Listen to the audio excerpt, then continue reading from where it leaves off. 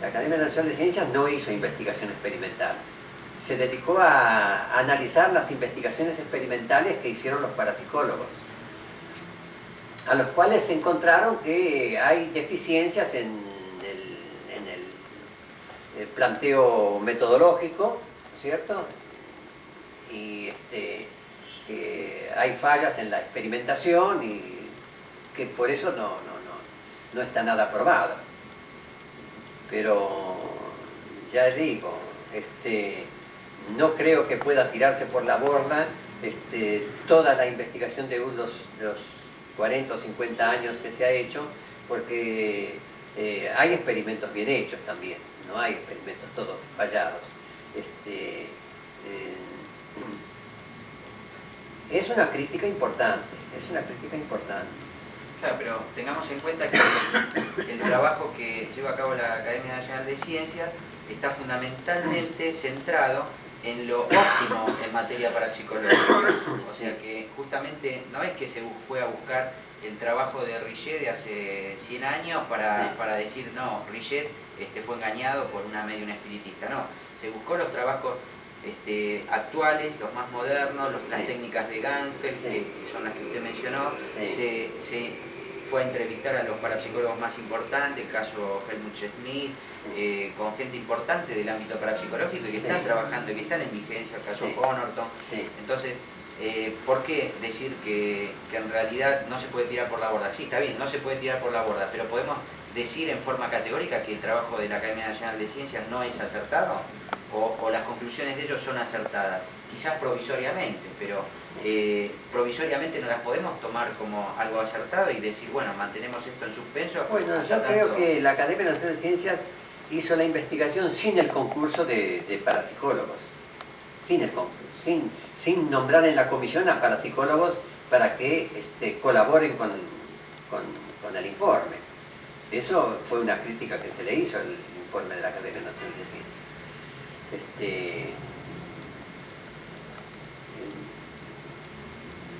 No sé, desde afuera se puede afirmar lo que dice la Academia Nacional de Ciencias, pero a mí me parece que no es un juicio absoluto y definitivo que se puede hacer de la investigación parapsicológica. Ya te digo, los parapsicólogos criticaron ese informe en alguna parte diciendo que bueno, es un informe, pero no participó de la redacción de ese informe ningún parapsicólogo, como para hacer un informe conjunto donde pedir opinión, o pedir juicio o hacer valer la crítica. Pero las críticas que ellos hicieron sobre lo revisado, ¿usted las considera válidas o considera que hay algo que no corresponde a las críticas? No, las críticas que hicieron dicen que no se aplican, creo que dice eso, es algo así, que no se aplican o no se han tenido en cuenta importantes recaudos metodológicos para realizar los experimentos. Creo que dice algo así. Sí, básicamente se critica la parte metodológica, diseño experimental, la mala utilización de técnicas estadísticas, la falta de controles en muchos experimentos de indicios sensoriales, el fraude, todo ese tipo de cosas, ¿cierto? Bueno, en cierto modo son argumentos ya conocidos. Sí, ya remanidos. Claro, y a eso voy. ¿Cómo podemos entender que a esta altura del partido, en plena década del 90, todavía tengamos los parapsicólogos carguen sobre sus espaldas la crítica del fraude, cuando sabemos que en la década del 80 se perpetra un fraude pero terrible, programado, proyectado, con previo aviso de que se podía llegar a presentar ese fraude, cuando Randi da intervención a 2 de sus discípulos en un laboratorio de parapsicología donde había todo estamos hablando del proyecto Alfa de Randi. ¿Cómo puede ser que en plena década del 80 puedan quedar expuestos públicamente los parapsicólogos y abochornados internacionalmente por un trabajo de ese tipo, cuando en realidad siempre se ha defendido la imposibilidad de que exista fraude en los trabajos de ellos, cuando ellos están trabajando con el mayor rigor científico. Entonces, ¿cómo entendemos que no estamos hablando de un laboratorio allá perdidito, no sé, allá en el sur de la India? No, estamos hablando en pleno Estados Unidos, en una universidad, en un laboratorio donde hay un soporte económico para llevar a cabo un trabajo con todo el rigor científico, y cómo se les filtra dos magos y les hacen creer de que hay poderes psicoquinéticos por todos lados. Los trabajos los publican, los comentan en un congreso de la Asociación Mundial de Parapsicología. ¿Cómo se entiende todo eso? Bueno, en esta época todavía sigamos... Bueno, realmente no se entiende. Padeciendo de eso, ¿no es cierto? Sí, realmente no se entiende cómo pudieron haber sido engañados en esa forma, ¿no? El parapsicólogo no es un técnico en prestidigitación ni en magia, ¿no? Es como si el médico creyera que va a venir un enfermo, como dice que le duele y no le duele nada, ¿no? Y después se le muere y el enfermo vino y lo engañó. Se supone que el enfermo viene y dice la verdad. Los parapsicólogos en general, como no son técnicos en esta materia, en magia o en prestidigitación, cuando hacen un experimento, bueno, no lo hacen teniendo en cuenta que los sujetos no van a cometer fraude conscientemente.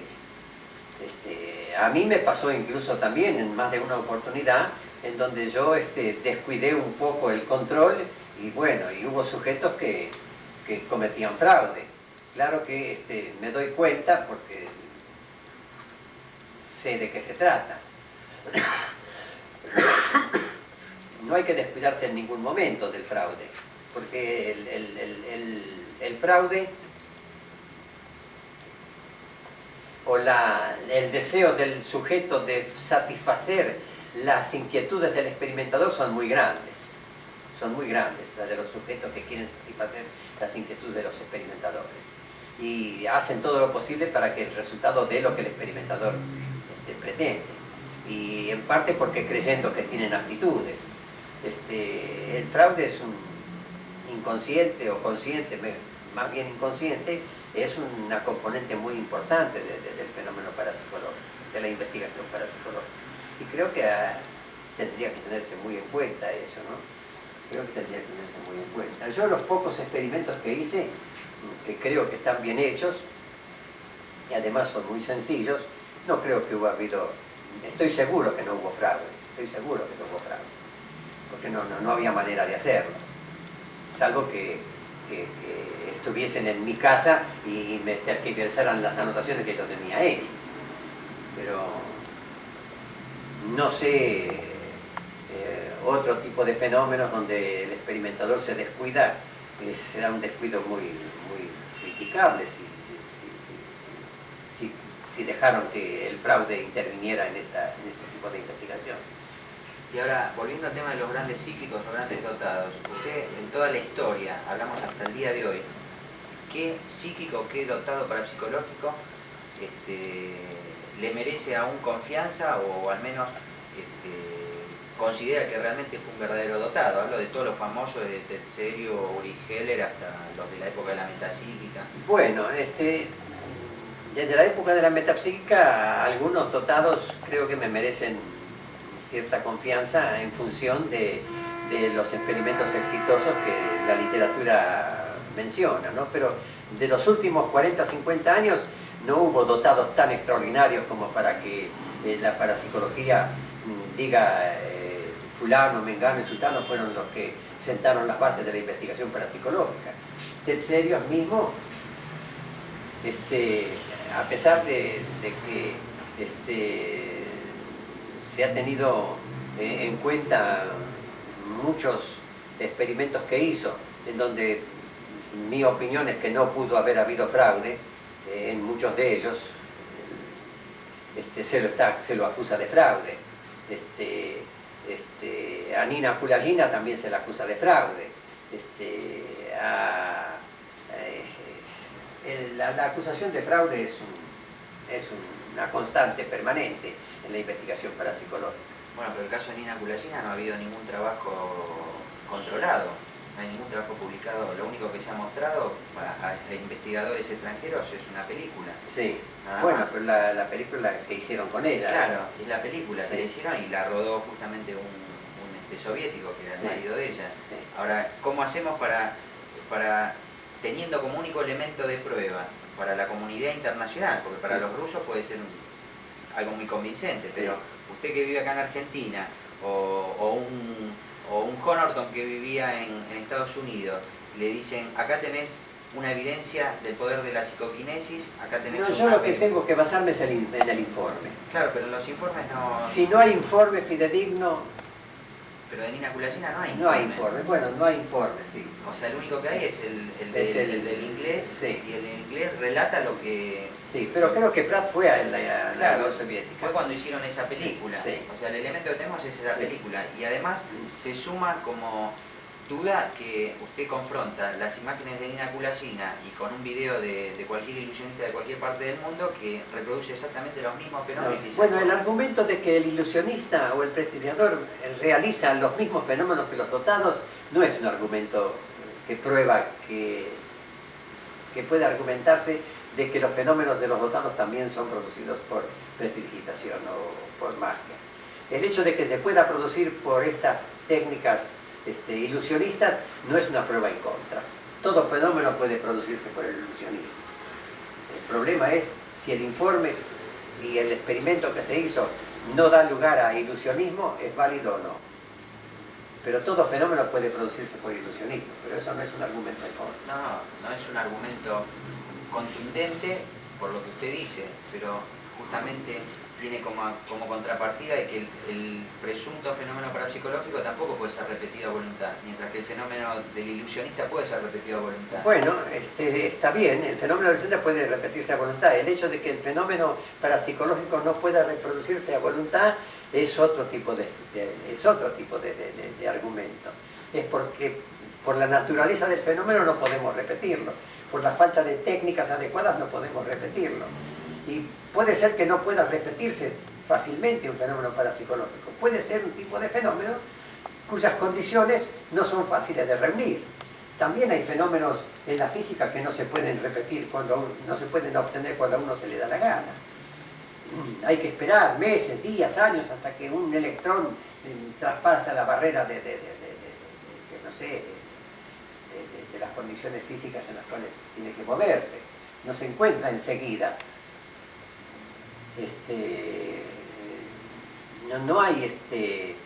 No es un argumento la falta de repetibilidad, aunque la falta de repetibilidad es un argumento en contra de la calidad científica del fenómeno. Y ahora, epistemológicamente hablando, ya que usted entró en ese terreno sin querer, ¿podemos considerar que la parapsicología es una ciencia?